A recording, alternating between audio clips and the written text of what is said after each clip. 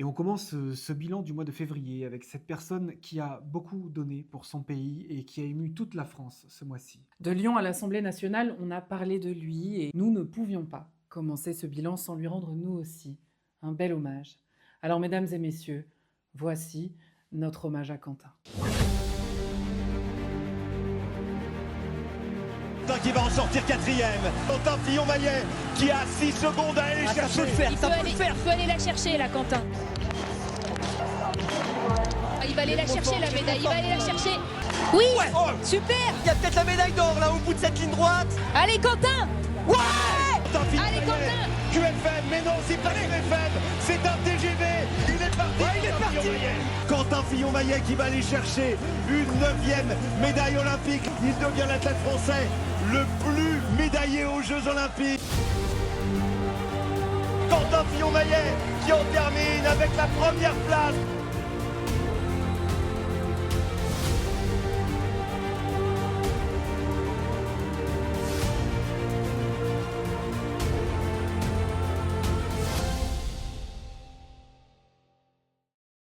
Et oui, bravo, 9 médailles olympiques, 9, c'est incroyable. Ça, c'est notre Quentin. Merci Quentin. Allez, on va continuer ce bilan avec un nouveau jeu que je viens d'inventer, Priscilla. Waouh, c'est quoi? Alors, ça s'intitule Faf ou Anti-Faf. Oh, Vous êtes prête? Oui. Attention. Et top! J'ai tué Brahim Bouharam le 1er mai 95 en le jetant dans la Seine. Faf. Oui. Ces dernières années, j'ai tué 10 fois plus que les anti-Faf. Faf. Oui. J'ai tenté d'assassiner un président de la République. Faf. Oui. J'ai pas le temps, mon esprit glisse ailleurs. Faf. Et oui, Faf! Faf la rage! Oui, très bien, bravo! Ah. J'ai tué Hichem Miraoui le 31 mai 2025 en appelant les vrais Français à m'imiter. Faf. Oui, ces dernières années, on a déjoué des dizaines d'attaques terroristes visant à tuer des personnes. Faf. Oui, je suis considéré comme la plus grande menace de ce pays. Faf. Et non. Ah ben non. Comment ça, non? Bah, c'est les anti-Faf, hein, là. Ah bon? Ah bah oui. Mais pourquoi, comment ça? Bah, là, ils ont tué quelqu'un, déjà. Et ensuite, d'habitude, ils... Oui. Des fois, ils cassent des vitres, des fois, Ah. ils mettent le feu à des poubelles. Oui, d'accord. Oui, enfin bon, les Faf tuent généralement tout ce qui leur ressemble pas. c'est Oh, un peu mais plus, non. quand même. Arrêtez, Priscilla. Mais Vous quoi les avez bien vus à Lyon. Oui, C'était des oui. êtres assez charmants, qui n'avaient rien à se reprocher. Je veux dire, non. Puis c'est le courant dominant. Et puis, pardon, mais ça se passe plutôt bien quand l'extrême droite est au pouvoir. Hein. Alors, pardon, mais non, justement. Enfin, Bon, je oui, veux non, bien allez, dire, stop, mais- non, stop, vous arrêtez, Priscilla. Vous arrêtez, d'accord? Il faut dire du bien de l'extrême droite. C'est comme ça qu'on fait aujourd'hui. D'accord? Tout le monde fait ça. Moi, j'ai pas envie que. Pas de raison qu'on fasse pas pareil. Voilà. J'ai pas envie qu'on nous interdise l'émission. Comprenez? Voilà. Donc on. Compris, oui. Allez, on va quitter un petit peu les extrêmes et on va revenir un peu plus avec des personnes sensées.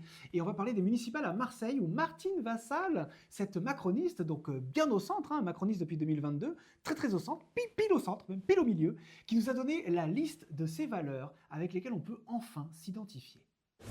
C'est le mérite, le travail, la famille, la patrie. Les mêmes que le maréchal Pétain sous Vichy. Oh, quelle femme! C'est bien au centre. Hein. Et du coup, si elle avait donné ses vertus, ça aurait été quoi? Quoi? La soumission, la délation, la traîtrise? Oh, ça va. Maintenant, Priscilla, vous arrêtez là. Hein. Quoi? Là, vous êtes à la limite de l'insolence. Hein. Elle est au centre. Elle est pile au centre. Oui. On continue avec la loi sur la fin de vie qui a été adoptée à l'Assemblée. Et même si elle a été rejetée par le Sénat, c'est un espoir pour certains qui souffrent en silence, mais dont la maladie commence à se voir. Sauf s'il s'agit de l'affaire Epstein. Ah, je voulais dire Epstein. Pardon, ça fait plus russe Epstein. Hein? Alors maintenant, vous direz Einstein au lieu d'Einstein. Frankenstein au lieu de Frankenstein. Allez, même si c'est parfois difficile, il faut savoir tuer le père.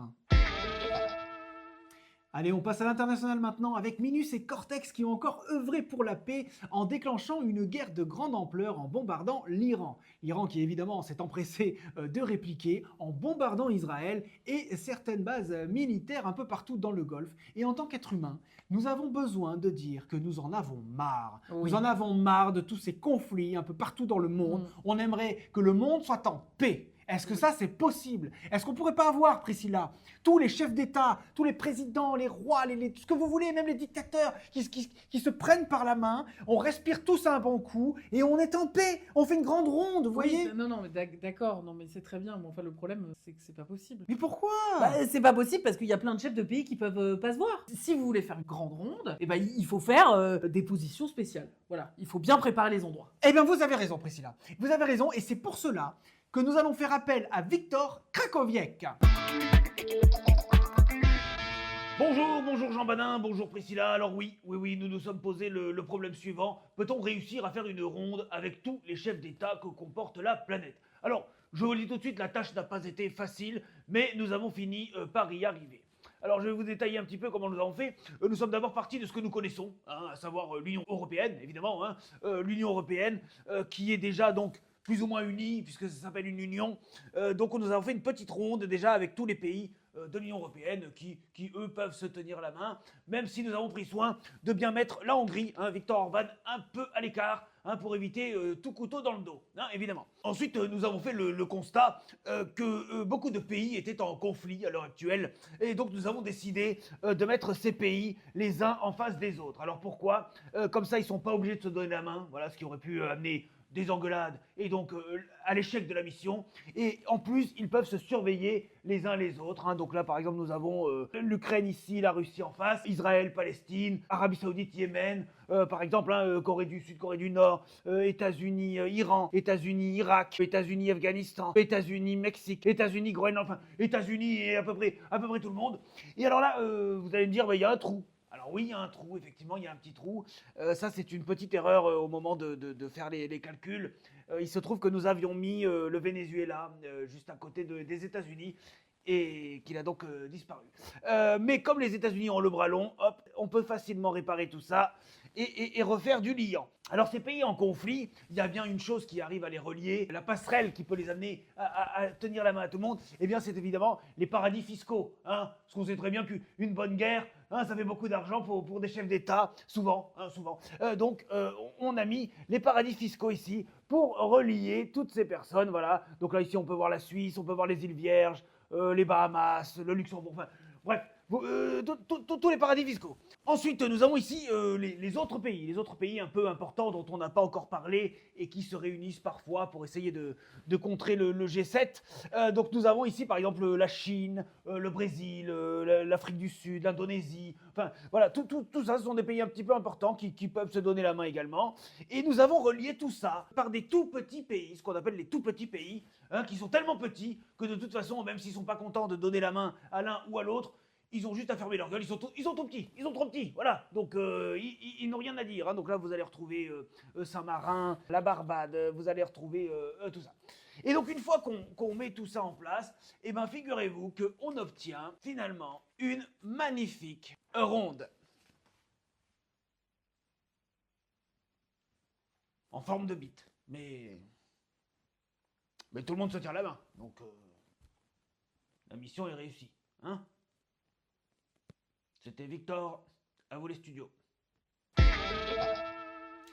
Un retour aux Jeux Olympiques d'hiver qui se sont déroulés en février et qui a vu le sacre de Guillaume Cizeron et de Laurence Fournier-Baudry en danse sur glace. Cette dernière Canadienne de naissance a été naturalisée française il y a seulement 4 mois, et ce pour pouvoir concourir à la compétition. Ah oui, oh non, il était très bon le sandwich, Corinne. Oui, je m'y remets quand même s'il faut bosser. Faut bosser. Allez. Alors, qu'est-ce qu'on a là? Ahmed Al-Siman a fui la guerre civile au Soudan en compagnie de ses 2 enfants après la mort tragique de ses parents et de sa femme. Oh là là, il y en a quand même. Il perd son fils de 5 ans dans la Méditerranée avant d'arriver en France et d'y faire des petits boulots. Eh ben dis donc. Installé depuis 15 ans, recommandé par tous les gens qui l'a croisé et ayant sa fille à l'université, il demande la nationalité française. Oh. Tu t'imagines un peu la vie des gens, Corinne?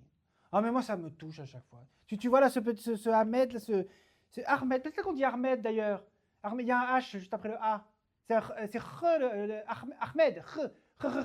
Oui, je crois que c'est ça. Ah non, quelle vie. Quelle vie, mais c'est non, ça sera non. Ça sera non, Ahmed. Non, trop. Ouais.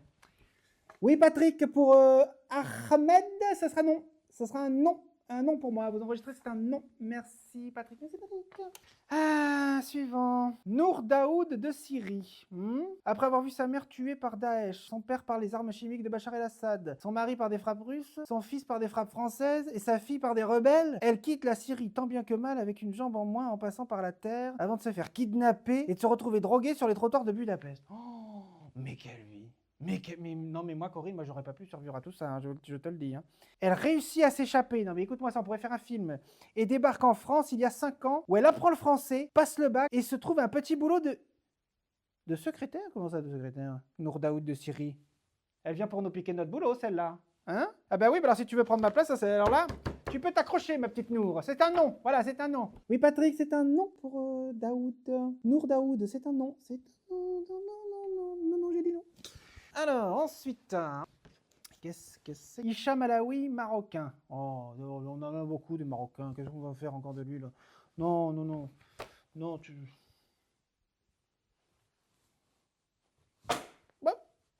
Le dossier est perdu. J'adore faire ça. Oui. Oui, Patrick. Patrick, le dossier d'Hicham Alaoui a l'air perdu. Hein, on l'a jamais eu, hein. Non, il faut leur dire qu'ils le refassent. Voilà, merci Patrick, merci Patrick. Allez, on continue. On envoie aujourd'hui, on envoie. Oh, qu'est-ce que c'est que ça? Oh, le joli minois, dis donc. Laurence Fournier-Baudry. Bon, né au Canada. Bah, qu'est-ce que c'est que ça? Non, alors ça, c'est rare qu'on ait des choses comme ça. Hein. Après n'avoir pas pu concourir aux Jeux Olympiques, après que mon compagnon et partenaire de danse ait été suspendu pour agression sexuelle, je trouve refuge chez Guillaume Cizeron, ex-partenaire de Gabriela Pavlakis, qui l'accuse d'être manipulateur.